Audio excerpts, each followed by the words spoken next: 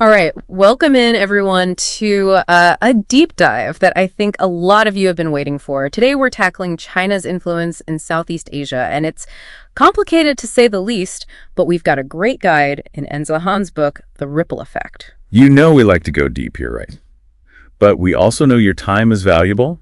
We want to give you a shortcut to understanding this without feeling like you have to become a scholar on the subject. Yeah, and we really appreciate how thorough Han is here. He goes way beyond just like news headlines and pulls in academic work, policy, documents the whole picture. We're not going for the simplistic take, that's for sure. Yeah, like just saying China's dominant, end of story. That's not what's going on here. We're going to really get into the nuances, right? Like the things that even China might not have intended to happen as a result of its actions. And crucially, we want to emphasize that Southeast Asia is not some passive bystander in all of this.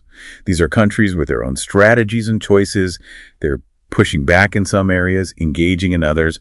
It's way more interesting than just a one-way street. I think the way this tension plays out is really apparent in that recent CSIS study that basically said, yeah, the West is kind of waking up to the fact that China's wielding more influence politically and especially economically in Southeast Asia than the U.S. is right now. But here's the thing. That same report mentions how, within Southeast Asia itself, there's no consensus on whether China's rise is actually good or bad for the region. Right there, you know it's not a simple story. Definitely not. And that's where Han's use of Alejandro Cortes's work is so helpful, at least to me. Cortes lays out 5 different ways the outcomes of actions, particularly in politics and society, can differ from the original intention. And that right away raises the question, how much do we ever truly know about what's motivating a country's foreign policy? Portes is reminding us that, hey, what's said publicly might not be the whole story, and things rarely go exactly as planned. Like sometimes, and Portes categorizes out so well what a country says it wants to achieve, that might be totally different from their actual goal, right? And then you have those times when a country does something, and it sets off this chain reaction of unintended consequences, things that no one saw coming. Yeah, like it backfires or creates an opportunity for someone else. Exactly. Or Portes talks about how external events, things totally outside the original plan, can completely warp what was supposed to happen. Sometimes for the better, sometimes not. And sometimes, and this is kind of humbling, success or failure, it just boils down to pure luck, nothing to do with the initial strategy. Right, so we have to apply this to China's actions in Southeast Asia. We can't just take their statements at face value. There might be other factors driving their decisions, and the outcomes could be far from what they say they're aiming for. Right, and Han makes a really strong argument about how we can't let ourselves fall into this trap of viewing China as the only highlight actor in this drama, right? Like, they're not this all-powerful force dictating everything. There's this tendency to simplify things, and, it's tempting because it's easier to portray China as making all the moves, but that misses half the story. What's fascinating is the focus on agency of the Southeast Asian players, both at the government level, and we're talking various non-state actors within these countries as well. They're not just sitting back and letting China dictate everything. They're engaging with the situation, trying to use it to their advantage. There's cooperation in some areas, resistance in others. They've got their own goals, their own strategies. Right, and Han brings in Ching-Tree Kook's work here, which I think is so important because Kook stresses that even when you've got a big power imbalance, the sovereign states, the ones hosting these ventures, they still have choices. Right. They can still try to shape things. Exactly. And how much they can actually do that, how much agency they can exercise, that really does depend on the specific political context of each country. And it's interesting because sometimes you'll have countries that on the surface seem weaker, but they might align with a stronger power, like China, as a way to achieve their own objectives. It's not always as simple as China just forcing its will on everyone. Yeah. Sometimes it really is a more nuanced dance. Yeah. Even if the power isn't completely equal. And that's actually where a lot of those unintended consequences we were talking about before, that's where those pop up. It's the result of this ongoing back and forth, this mutual shaping that happens between the local actors and China. Right. And a lot of the attention on China's influence focuses on how it might be propping up authoritarian regimes, that it's interfering in these countries' internal politics. Han breaks down 3 ways that this actually plays out. Absolutely. The first one is what he calls explicit support, and there's no better example than Myanmar after the military coup, right? I mean, China actively blocked the UN Security Council from issuing a really strong statement condemning it. And instead of even using the word coup, they were using these softer terms like major cabinet reshuffle. You even had some Chinese scholars arguing that the military was acting within its rights based on the 2008 constitution. It was really striking how different China's approach was there compared to other situations. Right. Generally speaking, China, they don't like international sanctions, and they prefer to push for political dialogue. So them being so hesitant to criticize the coup in Myanmar, it led a lot of people to believe that they were basically siding with the generals. There were even accusations that China was helping them build a cyber firewall to block internet access for protesters. And then you had those visits from China's special envoy, Sun Guoxiang, who kept emphasizing political dialogue and stability as the way forward. There were even reports that he was denied a meeting with Aung San Suu Kyi, who was the ousted leader. It definitely seemed like China was pretty comfortable engaging with the State Administration Council, which was the junta's governing body. A lot of people felt that this stance from Beijing was actually making it harder to resolve the crisis. Yeah, it definitely created some complications. The second way that China influences authoritarian regimes is through what Han calls unintentional economic legitimization. Oh, right. And Cambodia is a really good example of this. After Hun Sen took those actions to consolidate power. Which, were seen as pretty controversial by a lot of Western governments. Right, exactly. And that led a lot of them to actually suspend aid to Cambodia. Which, had been significant for a long time. Yeah, and that's where China stepped in. They were the first to recognize the new political situation. And they were very vocal in criticizing what they called Western interference. And then they did something pretty significant. They significantly increased their financial and material assistance to Cambodia. Yeah, we're talking hundreds of millions of dollars in grants, aid, and investment. Exactly. And that essentially allowed the Cambodian government to kind of shore up its domestic rule. It gave them this boost at a time when their traditional sources of support were drying up. And that visit from Jiang Zemin, the Chinese president at the time, back in 2000, that really solidified this new, closer relationship. Yeah, and it's interesting because, it's not clear that China was specifically setting out to strengthen an authoritarian regime, but their actions had that effect, whether they intended it or not. Right, so it wasn't necessarily the goal, but it became the outcome. Exactly. And the third mode that Han talks about is China setting an authoritarian model. And here, Thailand's the key example. The military-backed government there has been pretty open about admiring China's economic success and how they managed to maintain social order. And they've even hinted that this could be a model for Thailand to follow. And you see this echoed in some of the media in Thailand too, right? Right. Especially those right-leaning outlets like the Thai Move Institute. Right. They really push this pro-China, anti-US narrative, presenting China as this close ally that Thailand should get closer to. Yeah, but it's interesting because if you look at public opinion in Thailand, it's a bit more complicated. The people who tend to be more pro-democracy are also more likely to be critical of China's influence and things like the Belt and Road Initiative. Right. So it's definitely a factor in Thailand's, its polarized political scene. But the shift towards more authoritarianism, that's mostly driven by internal factors within Thailand itself. It's not directly because of China's influence in the same way as, say, in Myanmar or even that unintentional economic support we talked about in Cambodia. Right. This China model that some people talk about, it's more like it's a justification for some groups to push for continued military or non-democratic rule. Okay, so let's move on to something a little more concrete. Let's talk about the economic side of things, specifically trade and investment. For a lot of countries in Southeast Asia, strengthening their economic ties with China, that's become the cornerstone of their foreign policy. Absolutely. It's pragmatic, right? I mean, China is the biggest trading partner for most of these countries, and they're a huge source of FDI. The Belt and Road Initiative, even with some of the controversies, has been welcomed by many because they see it as a way to upgrade their infrastructure. Right. But there's definitely there's a growing awareness that, becoming too dependent on China, that could be risky. And we are seeing countries trying to diversify, trying to balance things out a bit, which is, it's understandable given the U.S.-China rivalry that's going on. Yeah, and that rivalry has actually benefited some Southeast Asian economies, at least in the short term. You've had some supply chains and investments shifting to the region because of the trade tensions between the U.S. and China. Yeah, the trade war created some opportunities, but it also shows how intertwined things have become. Look at the sanctions on products from Xinjiang and the tariffs that Trump put in place. Those actions have led to some pretty creative and sometimes shady ways of getting Chinese goods to Western markets. Yeah, like cotton laundering, right? Exactly. Vietnam's become a key player in that. They'll mix cotton from Xinjiang with cotton from other sources, and that lets them get around the U.S. laws that are meant to prevent goods made with forced labor from entering the country. And it's not just cotton, right? There are reports about similar things happening in other places, like that special economic zone in Sihanoukville, Cambodia.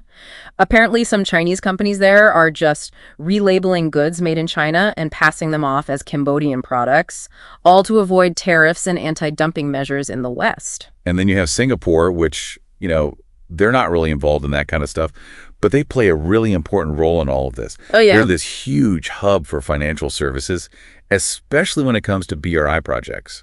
Singapore is the biggest center for clearing transactions in the Chinese currency, the RMB.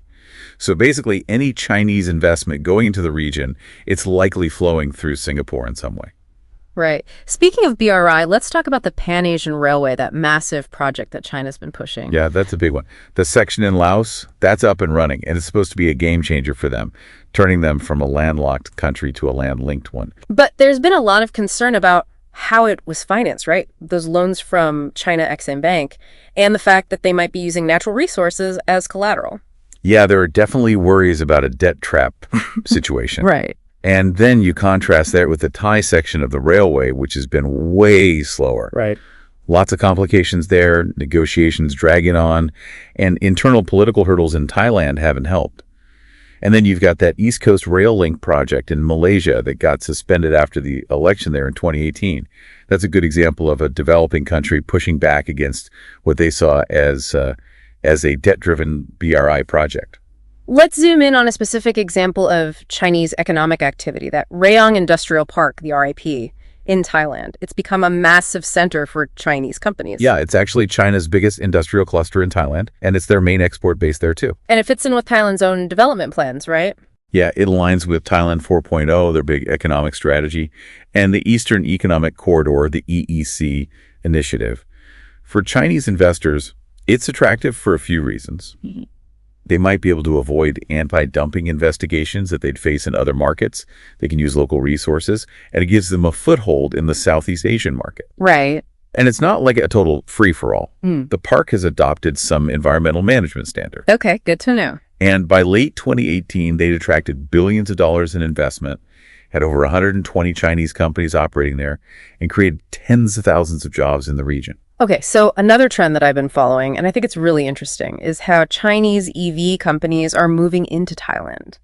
Not just to sell cars there, but to actually set up production. Yeah, it's strategic. It lets them increase exports to other Southeast Asian countries, and it hedges their bets a bit. It reduces the risk that comes with having all their manufacturing in China. BYD, one of the biggest names in EVs, they've got a big deal with a Thai developer to build EVs in Thailand, with a huge annual production capacity. Wow. They've also teamed up with a local distributor to sell the cars in Thailand. And it's not just them. Great Wall Motor, they've acquired an old GM plant in Rayong, and Airways, they've gotten a massive order for EVs from a Thai e-mobility provider. So Thailand is becoming a key hub for Chinese EV operations. Absolutely. Meanwhile, you have Indonesia. They've got tons of nickel, which is essential for EV batteries, and they want to become a major player in the global supply chain. They've actually banned exports of raw nickel ore, and that's designed to attract Chinese investment in battery manufacturing within Indonesia. Makes sense. Okay, so let's shift gears again.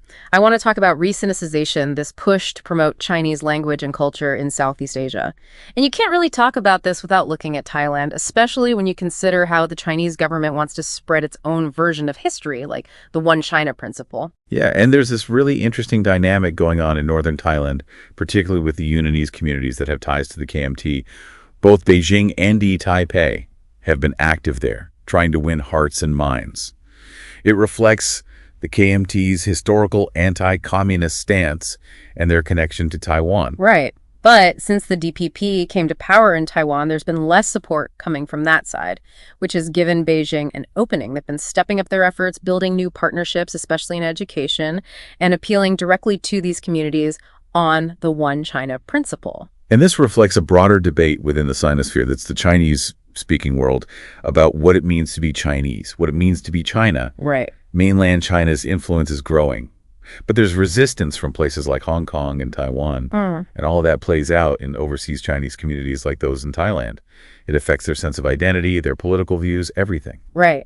It's interesting because in Thailand, the Sino-Thai community, they've largely assimilated. A lot of them don't have formal Chinese education, but now there's this renewed interest in connecting with their heritage, and Mandarin is kind of becoming the lingua franca. But you can't separate this from the geopolitics. China's been assertive, and that's caused pushback in Hong Kong and Taiwan, and that ripples out to these communities abroad. Right. You know, that incident with Thanathorn Wongrunggrungkit, the Thai politician, when he met with Joshua Wong, the Hong Kong activist. Yeah. That was a perfect example. China reacted strongly, and it created a wave of anti-China sentiment in Thailand, especially online. And you had people showing solidarity with the Hong Kong protesters. That's part of what fueled that whole Milk Tea Alliance movement, this online pro-democracy movement in Southeast Asia. And it's important to remember, some younger Sino-Thais, they don't want to be associated with what they see as an authoritarian, imperialistic China. They're fairly critical of how China treats Hong Kong and Taiwan, and it shapes their whole sense of identity. So let's move on to what Han calls the ripple effects of Chinese consumption. And this is all about the unintended consequences of China's massive domestic demand and how it's impacting mainland Southeast Asia. We're going to see some environmental effects and some economic ones. Yeah. First up, the maize boom in northern Myanmar. So as demand for maize in China has gone up, you've seen deforestation in Shan State increase dramatically because farmers are expanding their plantations. Right. And this has brought in some income for local farmers, but the profit margins, they're not that great. And a lot of these farmers are relying on these risky financing schemes to get by. And the trade itself has been really unpredictable because officially China wasn't allowing maize imports from Myanmar. So there was a ton of smuggling going on, which obviously creates instability. There's a new agreement, though, on sanitary and phytosanitary standards, so that could lead to more legal trade in the future. Okay, another example. The boom in live cattle smuggling. China's the second largest beef consumer in the world now, and domestic prices have been way higher than in neighboring countries. So you can see how this creates a huge incentive for smuggling. Absolutely. Before 2017, this was mostly controlled by ethnic armed groups along the border. They'd gather cattle from all over Myanmar and herd them across the border. The Myanmar government tried to formalize this trade in 2017 with a new law, and big agricultural companies like CP got involved. Yeah. So the dynamics have shifted a bit. And then there's the whole tropical fruit situation. You know, Thailand's the only Southeast Asian country that's allowed to export fresh durian directly to China. And the demand has just exploded since 2015. Most of Thailand's durian exports are going to China and Hong Kong. Yeah. And you see more and more Chinese entrepreneurs getting involved in the Thai durian export market. It's the same with watermelon. Demand from China is on the rise. Yeah, and you've also got this increasing Chinese investment in banana plantations in Laos. That's partly because China wants to reduce drug trafficking in the Golden Triangle, so they're subsidizing cash crops, like bananas, as an alternative. And the Asian Highway 3 has made transporting the bananas easier. Right. So you've seen a huge increase in Laos's banana exports to China, but there have been a lot of reports about environmental damage caused by these plantations. Okay, and we can't forget the impact of COVID-19, especially China's dynamic zero policy. With all the border closures, that really messed with these border economies. Oh, yeah. It disrupted those smuggling networks and the informal trade that had been going on for decades. And that has a big impact on local communities who relied on that trade. So Han also goes into the illicit political economy that sprung up. He talks about the online casino boom and then bust that you saw in places like the Philippines, Cambodia, and Myanmar. And these casinos were mostly targeting ethnic Chinese, so you had this influx of Mandarin-speaking workers. Yeah, and in the Philippines, they even got this nickname, spinach eaters, I guess because of the green color of the money they were making. Right. It caused social problems, and there was resentment because the profits weren't being shared evenly. Yeah, and then Sihanoukville in Cambodia, that became like a notorious hub for online gambling and other shady activities. The crime rates went way up, and eventually Cambodia banned online gambling in 2019 with China's backing. And then there's the really dark side of all of this. The Chinese online scamming operations and the human trafficking that goes along with it. This is mostly happening in Cambodia, northern Myanmar, and they're targeting ethnic Chinese. They lure people in with fake job offers and then force them to work in these scam centers. There have been cases of people being trafficked from Malaysia, Singapore, and Thailand. Yeah, it's gotten so bad that some governments are issuing travel warnings against going to places like Masat on the Thai-Myanmar border. It's scary stuff. And it shows how globalization, for all the good it's done, has also made it easier for these criminal networks to operate. They can take advantage of global financial systems, especially in places where there isn't strong law enforcement. Right. Okay, one last big topic. Migration. Obviously, there was a ton of movement between China and Southeast Asia, especially Thailand, before COVID hit. Yeah, I mean, China was the biggest source of tourists for the whole region. And that obviously shapes how people view the Chinese, right? Oh, absolutely. But then you've got this more recent wave of longer-term migration from China, people coming for work or even retirement. And that's been happening since the 1990s, and it's really picked up.